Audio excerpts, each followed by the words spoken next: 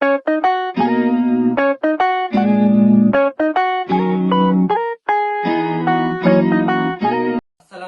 warahmatullahi wabarakatuh. Nama saya Muhammad Risnindal bin Muhammad Shobri dari kelas 303. Dan hari ini saya ingin melakukan video pembentangan hasil daripada kerja lapangan mengenai penentangan tokoh tempatan di Malaysia.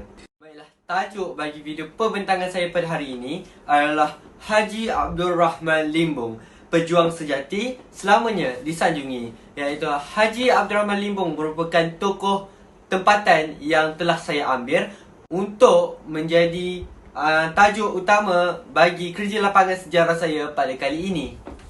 Baiklah, mari kita menceritakan serba sedikit latar belakang Haji Abdul Rahman Limbong. Haji Abdul Rahman Limbong atau nama sebenarnya Haji Abdul Rahman bin Abdul Hamid merupakan ketua gerakan tani sewaktu era pentadbiran barat di tanah Melayu.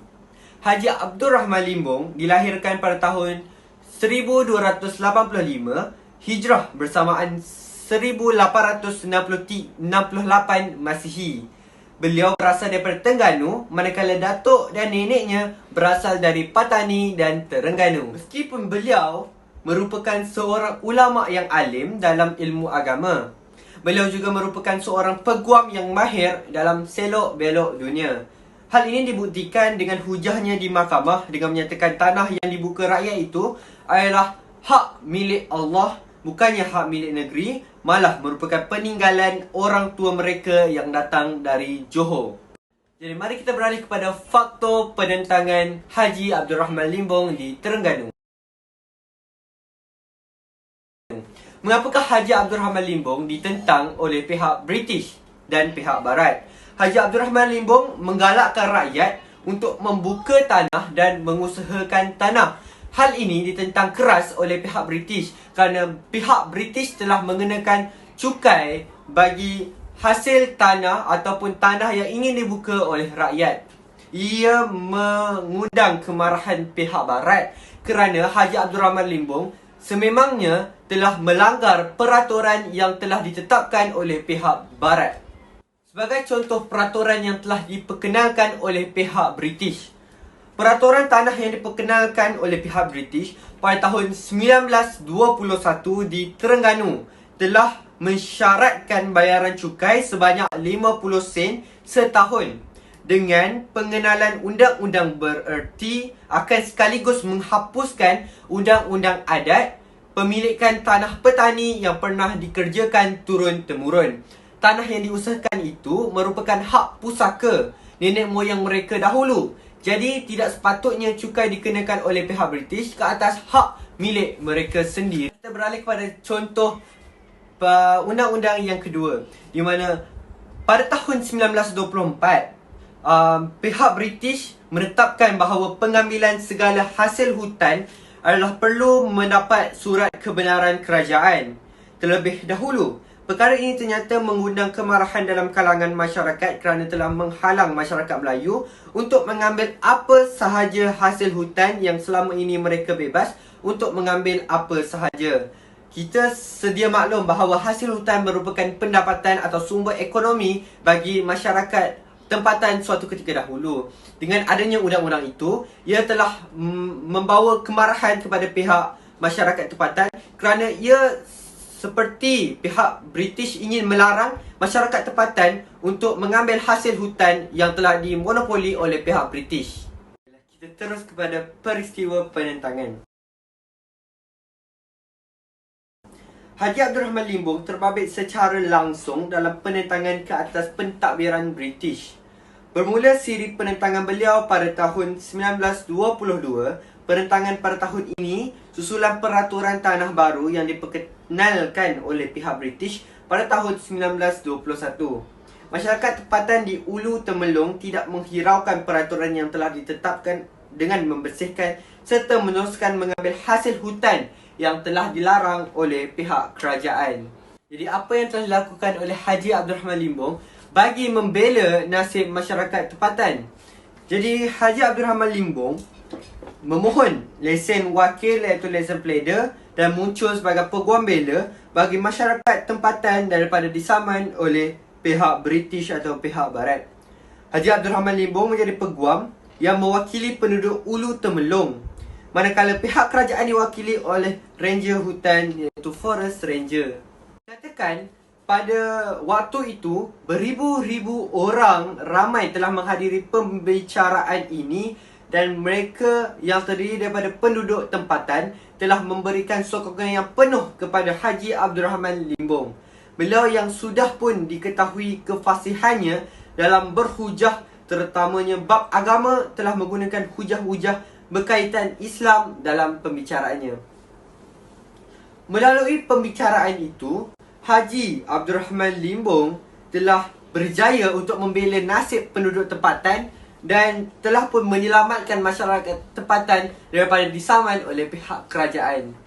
Kebanyakan penentangan Haji Abdul Rahman Limbong adalah secara tidak langsung, di mana Haji Abdul Rahman Limbong tidak berlawan dengan pihak British secara depan-depan. Dengan usaha Haji Abdul Rahman Limbong, dia membina pengaruh dalam kalangan masyarakat tani. Seterusnya, bangkit dalam penentangan ke atas British. Mereka, masyarakat tempatan, pernah meminta bantuan daripada pihak atasan ataupun pihak kerajaan Sultan pada ketika itu. Namun, Sultan telah pun dipengaruhi oleh pihak British, di mana masyarakat tempatan tidak lagi berharap kepada Sultan ketika itu. Oleh itu, Haji Abdul Rahman Limbong pun mengambil tugas itu sebagai pembakar semangat dan menjadi pendorong kepada masyarakat tempatan sewaktu itu bagi bangkit dan berlawan kembali kuasa-kuasa pihak Barat ataupun kuasa British. Detik-detik ketika Haji Abdul Rahman Limbong dibuang dan dihukum. Pada tahun 1928 terdapat satu peristiwa penentangan yang amat besar. Pada ketika itu, Kebangkitan Terengganu atau lebih dikenali sebagai Kebangkitan Tani merupakan satu kebangkitan yang luar biasa. Dalam penentangan tersebut, kebangkitan ini berlaku sekitar bulan Mei 1928 yang diketuai oleh 7 orang ketua kampung. Meskipun Haji Abdul Rahman Limbong tidak terlibat dalam penentangan ini dan beliau tidak berada di Terengganu pada penentangan ini, namun beliau juga telah memberi semangat atau dorongan, merupakan tulang belakang yang amat kuat dan utuh buat masyarakat tempatan ketika itu untuk melakukan penentangan ini. Hasil daripada penentangan itu, pihak British telah meminta bantuan daripada negeri-negeri Melayu bersekutu bagi mengatasi penentangan ini. Pada tahun 24 Mei 1928, pasukan daripada negeri-negeri Melayu bersekutu telah tiba di Kuala Terengganu. Mereka ditugaskan untuk menangkap dan memburu mereka yang terlibat dalam penentangan ini.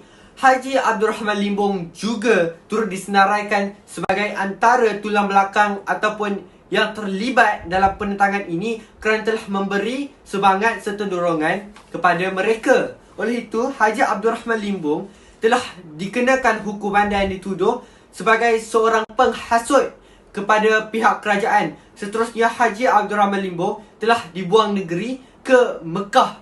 Akhir sekali, Haji Abdul Rahman Limbong telah pun dikenakan hukuman pada tahun 2 Jun 1928 yang dikenakan hukuman dibuang negeri ke Mekah.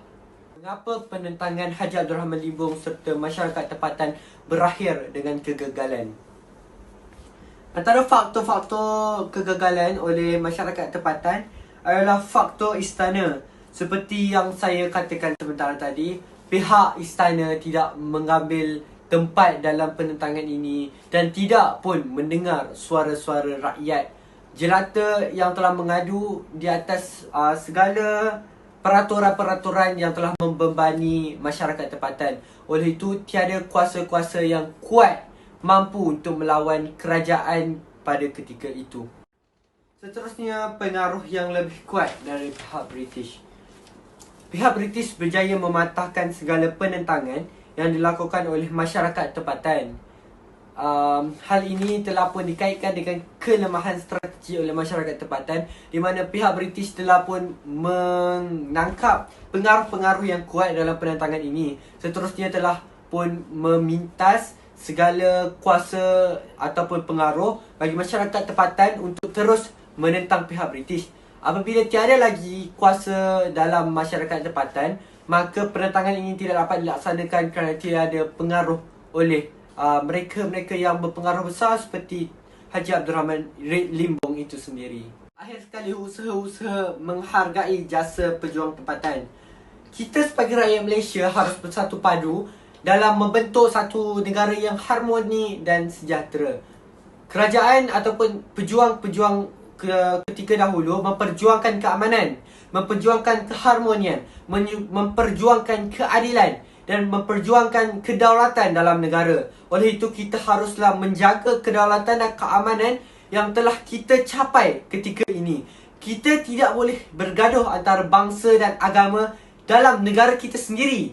Jika kita bergaduh antara kita sendiri, apakah negara luar mampu untuk masuk kerana perpecahan yang telah sedia ada dalam negara kita mampu untuk memberi kelebihan kepada pihak luar ataupun pihak asing. Jadi kita sebagai rakyat Malaysia harus bersatu padu, bersama-sama mengharmonikan.